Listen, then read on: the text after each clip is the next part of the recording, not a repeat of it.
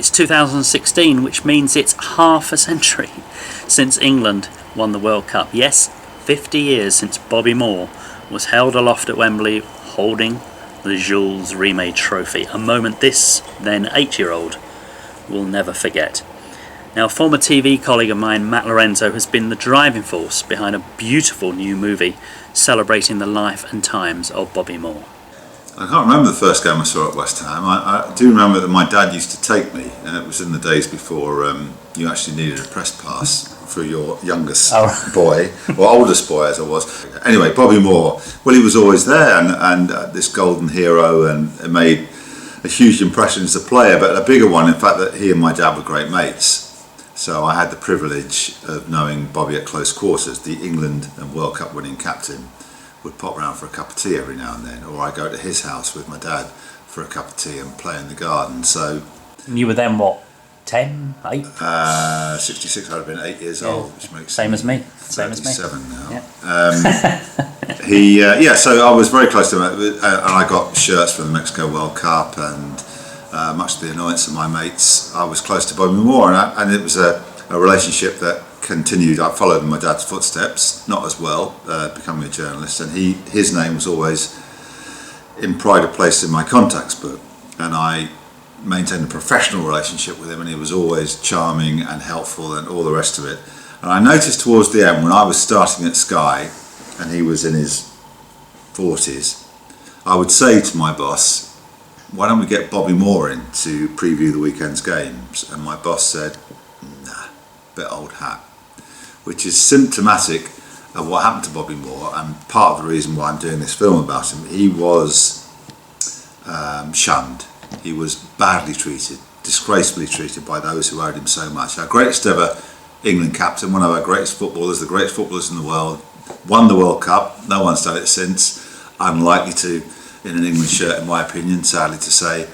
And yet he meant nothing to people. So I just thought there was a balance to be redressed. Which people?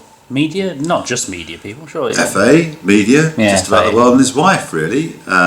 The FA, he applied to the FA to be involved with the England setup once he retired. Not to be the manager, like Jack Charlton tried, but just to be part of it. He had some experience, didn't get a reply. Media-wise, what did he get? He got David Sullivan ringing him up, to his credit in the end, making him sports editor of the risible Sunday Sport, and paid him a salary. Capital gold. He thoroughly enjoyed his time there with Jonathan Pearce and the rest of the guys. But Bobby Moore was our greatest ever captain. He should have been on BBC. He should have been doing what Beckham does now. He should have been an absolute ambassador. Why wasn't he? Well, there's part of the questions that are raised by the film. We let you make your own mind up, but there are various theories. I think the most obvious one is that the Bufton Tuftons at the FA were somewhat jealous of him. This was a matter of ego. When he came into a room, it was almost too big for them to cope with. Okay. There are other things like Greenwood, who was a great manager and a great man for West Ham, but he and Bobby never really got on. For example, 1966, it's the morning, I think, of the game that opens the World Cup against Uruguay. Bobby Moore isn't eligible to play because he's not registered as a player with West Ham. He wanted to leave West Ham to go to Spurs or somewhere horrible like Arsenal, which was his right to chase a title. Greenwood wasn't having it, and Alf Ramsey had to put the pair of them in a room, I think on the morning of that game against Uruguay, and say, get it sorted. So really? He signed, and as a result, he was still at West Ham when he won the World Cup. Was he as nice a man as he was a player? Yes, it's depressing for the current media and certain biographers to admit, but he was... no names mentioned. Yeah, he was a lovely man. No long or short to it. No agenda, no second person, no hidden person? No, I don't think there was. I think he was a nice guy. He took his responsibilities very seriously. He was the England captain on and off the pitch. He liked privacy, if you could get away with it, but if somebody bothered him for an autograph or a conversation about what was wrong with English football, he would always politely talk to them. He liked to drink, he liked to socialise, he liked big characters. He was drawn to big characters, the Tarbucks of this world, right. Kenny Lynch's. He met Frank Sinatra once, which was a career highlight for him. Right. He admitted later that Frank Sinatra didn't have a clue who he was. As I say, he had this defence, he had this barrier, and if you want to go deeply into the psyche of Bobby Moore, you have to go and watch the film. But he never opened up to anybody, to his detriment, I think, because he had to contain so much. The only people he ever spoke to were the two women he married, and I regard it as something of a triumph to have got both of them to talk to us, and in very open fashion. Within 2 weeks, we'd got Pele. I spoke to his people, and they said, we'll speak to him, and they came straight to me and said, he wants to do it. Didn't charge. Tremendous. He gave us his time freely, and in fact we've done him twice. Well, we spoke about the shirt exchange, of course, and people had asked him, and he said no, he's kept holding it back, and he said, I don't know why I'm giving you my shirt, because you've made my life harder than anybody else has, because obviously Bobby had a great game. Yeah. There was a mutual respect. I did ask him that, you've come on to be what you are now, an ambassador, a very wealthy man, still world renowned and respected, and it never really happened for Bobby. I don't think he was being flippant when he said Bobby never scored goals. If you're a striker, you get the praise. That, I suppose it's a glib response, part of it, but there are more reasons that anger me as to why he never got the respect he deserved. Got it in death, a bit too late then. We got Wayne Rooney, Roy Hodgson, Ray Davies of the Kinks, George Cohen, Jeff Hurst. Would have got Jimmy, bless him, but 2 days before we were Jimmy Greaves, he had the stroke, and get well soon, Jim. So we got everybody who wanted to get, with one notable exception, Beckham, who I know would do it. We spent 15 months pursuing him through that coterie he has to have, and I will lay a pound to a penny that no one's actually asked him, because if he knew, he would do it, and we'll get him. We'll get him eventually.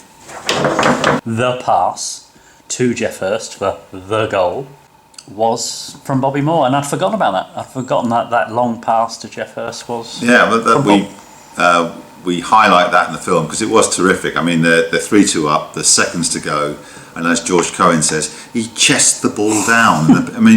And as Jeff Hurst says, it was a Sunday morning game, just as he would do in a Sunday morning. It's the World Cup final, we're seconds away from it, he chests it down, he could have given it to Cohen, he doesn't. He looks up, sees Hurst, pinpoint pass. Hurst says, it took an age to get to me, that's all I remember. And then I ran onto it, and I thought, right, he actually thought this before he hit it. One, if I belt this and it goes over the sandpit and into the stands, it'll take the ball boy so long to get it back that he'll blow his whistle. And as you know, I hit it with my wrong foot and it went in the back of the net. He didn't even know, actually, such was the tumult, Jeff Hurst, that he'd scored a goal, because all he saw was the referee blowing up and didn't even know if he'd crossed the line. Yeah, if they turn up and watch it or buy the DVD, that's great for me, because it's been a 2.5 year battle. I could say journey, that sounds positive, but it has been a battle up and down. Yes, part of the battle is raising funds. Of course, it's a movie. And people, when they hear the word film and investment, they think, what? And I have to say, it isn't one of those. It's government approved. It's a thing called EIS. So basically, if you've got a few bob, you get tax advantages. But those that have invested, and we've got 2/3 of what we need, have what I call emotive investments. Yeah. They can put their money into teaspoons or tea towels or whatever it is. But this is investing in a hero. And there are still opportunities available, I'm told to say, for 1/3 of the funding. The thing is, if you can't make a movie about Bobby Moore on the 50th anniversary of our only ever World Cup win, then something's wrong somewhere. Because I know what you, me, and the rest of the world in our game will be doing. It'll be Doolally in June. Boys of '66 will be come back again. And it'll be like we won it again, because we ain't going to win it again. Will the film tell my generation, our generation, anything I didn't know about Bobby Moore? And what about the young ones? What about the ones who, old farts like us talk about '66 and that incredible day? Is 20-somethings going to go and see a film about Bobby Moore? I don't know. It's a good question, Vern. Not like you. It's a good question. We've had to keep in mind to that the people maybe coming to this, they may be football fans, but they're into retro. The young football fans now are into what happened before they were born. They are. Yeah, well, I hope so. But we have to educate in a way. It sounds pompous, but we have to imagine that some people might not know what's going on. Those that our age who knew what went on will enjoy revisiting it, and I think we'll find out a few things, which is a bonus. Good. Good. And also, the premise has been to make it a story that would appeal in the Senna mode, which was terrific, to people who know nothing or care nothing about sport, but would appreciate the human story about a hero who had deficiencies, who faced ups and face downs, and I would argue that the emotional side of this is one of the big draws. I mean, I was amazed to hear the wives talking, to hear various people like Jonathan Pierce talking. There are tears involved. Yes. There are downs as well as ups, and it's quite an emotional journey.